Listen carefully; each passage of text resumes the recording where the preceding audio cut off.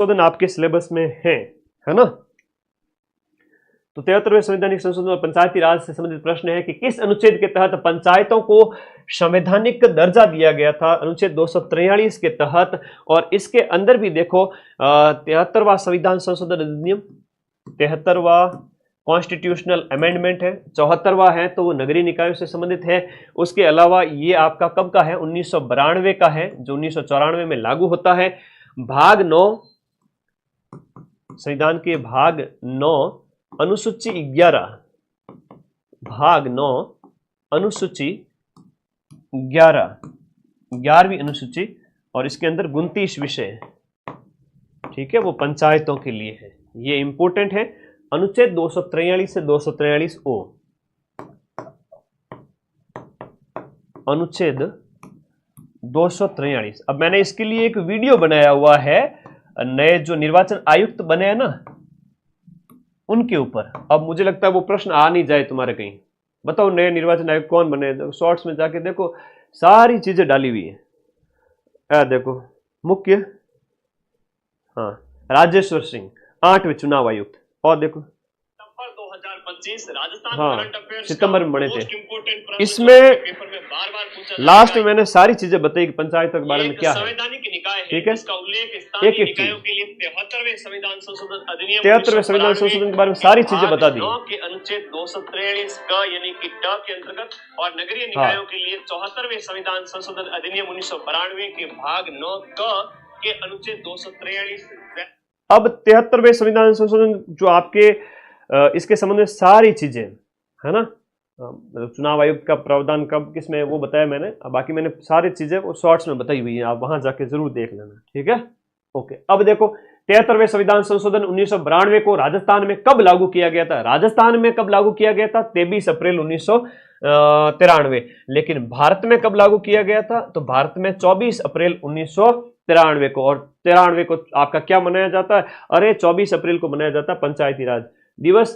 तो ये इंडिया में है और ये राजस्थान के अंदर है, थोड़ा कंफ्यूज मत होना इसके अंदर। फिर अगला प्रश्न है कि पंचायत राज के संबंध में निम्न में से कौन सा जोड़ा है आपका गलत है। पंचायती राज के संबंध में पंचायतों के लिए जो निर्वाचन है वो 243 ए के अंदर है। ये कथन सही है क्या? देखो पहला ही कथन है वो गलत है, पंचायतों के लिए निर्वाचन नहीं है। 243 ए के अंदर तो है आपकी ग्राम सभा के बारे में, और ग्राम सभा का जो प्रश्न है वो आपका पूछा गया था पिछली बार, ठीक है, ये प्रश्न तो पूछा गया था। पंचायत अवधि 243 ई के अंदर है, स्थान का आरक्षण डी के अंदर, वित्त आयोग का गठन 243 आई के अंदर। ये हम बात करें, मैंने अनुच्छेद करवाया है, शॉर्ट्स में भी देख लीजिएगा। जिला आयोजना समितियों का गठन किसकी अध्यक्षता में किया जाता है? बहुत प्यारा प्रश्न है। जिला आयोजना समितियों का जो है गठन है जिला प्रमुख की अध्यक्षता में किया जाता है, याद रखिएगा। अनुच्छेद 243 जेड डी के अंदर, 243 जेड डी के अंदर इसका प्रावधान किया गया। इसमें कुल 25 सदस्य हैं, कुल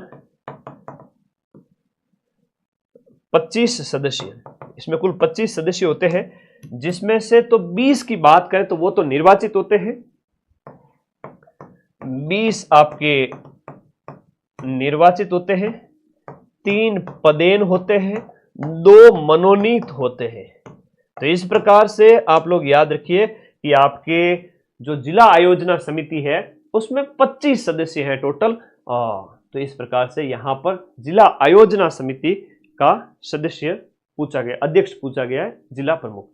पंचायती राज से संबंधित कोई सी समिति नहीं है। पंचायती राज से संबंधित समितियां खूब सारी बनी थी, उनमें बलवंत राय मेहता समिति है, सादिक अली समिति है, गिरधारी लाल समिति है, सत्यनारायण राव समिति है। लेकिन आपने अगर एकीकरण वगैरह पढ़े हो, उस समय हम इनको पढ़ते हैं, तो ये नहीं होगी, बाकी सभी होगी।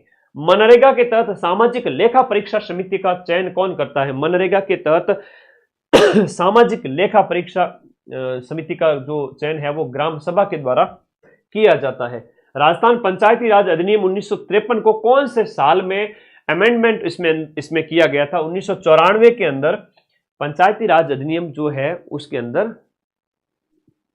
अमेंडमेंट किया गया था। कौन से राज्यों ने स्थानीय सरकार के पंचायती राज स्वरूप को सबसे पहले अंगीकार किया था? तो सबसे पहले जो अंगीकार किया गया था वो आंध्र प्रदेश और राजस्थान और आंध्र प्रदेश के द्वारा सबसे पहले त्रिस्तरीय पंचायती राज व्यवस्था को लागू किया गया था। ये आपको याद रखना है। भारतीय प्रशासन में जन सहभागिता का सर्वाधिक उपयुक्त मंच कौन सा है? सबसे उपयुक्त मंच जहां पर जनता की भागीदारी सबसे ज्यादा देखी जाती है, सीधे, है ना, सीधे जो है प्रत्यक्ष रूप से। अच्छा, ठीक है। असल में वर्तमान में अध्यापक हूं, आपकी कृपा से आशीर्वाद बेटा। बहुत अच्छा करते रहो, आगे के लिए तैयारी करते रहो। और शिक्षक का सपना पूरा हो गया है, तो बस सभी को मोटिवेट करो आप ऐसे ही। धन्यवाद। तो ये ग्राम सभा, ठीक है, सब बात करें, वो उसमें जनता डायरेक्ट भाग लेती है, डायरेक्ट भाग लेती है। निर्यात, अब एक बच्चों कमेंट करे गुरुजी रिप्लाई को नहीं करो थे, ज्यादा कहीं भाव बढ़ गया नहीं हो। तो भाई यूं है कि वर्तमान में माँ सरस्वती के आशीर्वाद से जो काम मुझे दिया गया है, और मैं जितने बच्चों को पढ़ा रहा हूं 10 से 20 लाख बच्चे साल भर के अंदर, तो उस समय में भी मैं व्हाट्सएप पर मेरे एक्टिव रहता हूं और मैं बच्चों को रिप्लाई करता हूं इस टाइम में भी, जब इतने सारे बच्चे हैं। कई बार मुझे लगता है कि इतने सारे मैसेज आ जाता है कि मैं रिप्लाई नहीं कर पाता, तो फिर मुझे कई दिन लगते हैं वापस रिप्लाई करने में। तो बच्चे कहीं रिप्लाई करता है, मैं रिप्लाई करता हूँ, फिर कहता है गुरुजी आज याद आई है कि, अरे मैंने कहा भाई इतने दिन से इतने मैसेज आए हुए थे, तो फिर तो वो बात होती है। तो आप लोगों के जेन्युइन क्वेरी होती है तो मैं जरूर रिप्लाई करता हूँ। और मैं आज 1 मिलियन होने जा रहे हैं, फिर 2 मिलियन, 20 लाख, 30 लाख, 50 लाख बच्चे, 1 करोड़ भी हो जाएंगे इस चैनल पर। हमेशा मेरा एक ही नंबर जो आपके पास में 8955982723 व्हाट्सएप नंबर है, तो वो रहेगा। मैं कोशिश करूंगा कि रिप्लाई करूं। मुझे बहुत अच्छा लगता है बच्चों से मिलना, बात करना। और ऑफलाइन तो कहीं मिल नहीं पाता हूं, कभी सेमिनार वगैरह करेंगे तब, लेकिन ऑनलाइन ही आप लोगों के मैसेज आ जाते हैं ना, तो मेरी बात सिर्फ बच्चों से ही होती है। मेरे कोई फ्रेंड्स नहीं है, ठीक है, कोई फ्रेंड सर्कल नहीं है। मेरी life only for study, students, यही करियर है, यही पूरा दिन में जो 24 घंटे में से 18 घंटे इसी में बीतता है। आप लोग मानो ना मानो, लेकिन मेरे सबसे करीब आप लोग ही हो। इसके अलावा ना कोई मित्र, ना कोई मित्री। आगे बढ़ो। राजस्थान में बातें बड़ी आती है तुम लोगों को, मेरे बारे में पूछ रहे हो। हाँ, पहले एग्जाम दे लो, फिर आगे की बात करते हैं। आ जाओ आ जाओ।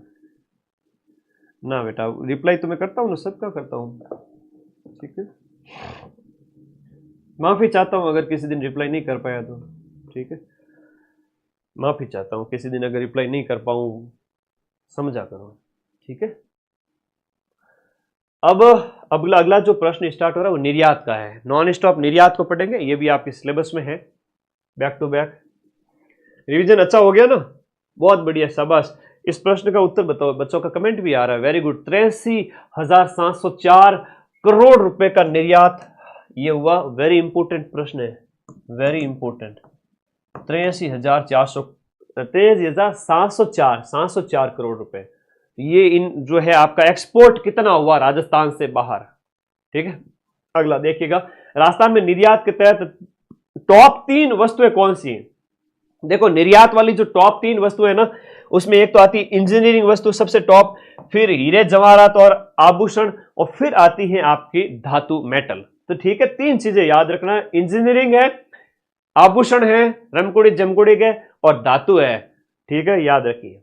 मिशन निर्यातक बनो, इसकी शुरुआत कब होती है? 2021, 29 जुलाई 2021। बहुत इंपॉर्टेंट प्रश्न है, बार बार आता है। रिको और उद्योग विभाग की द्वारा इसकी शुरुआत की गई थी। रिको और उद्योग विभाग द्वारा इसे शुरू किया गया था 29 जुलाई 2021 को। इसके तहत 22,000 से भी ज्यादा लोगों को निर्यातक बनाया गया, ऐसा लक्ष्य रखा गया। 22,000 प्लस जो है आपके निर्यातक जो एक्सपोर्ट करें। राजस्थान के निर्यातकों के लिए मुख्य देश कौन सा है? हम अमेरिका को ज्यादा एक्सपोर्ट करते हैं। उत्तरी भारत का सबसे बड़ा निर्यात संवर्धन पार्क, निर्यात संवर्धन पार्क उत्तरी भारत का सबसे बड़ा निर्यात संवर्धन पार्क है वो आपका जो है सीतापुरा जयपुर में बना हुआ है। सेकंड है वो आपके बोराना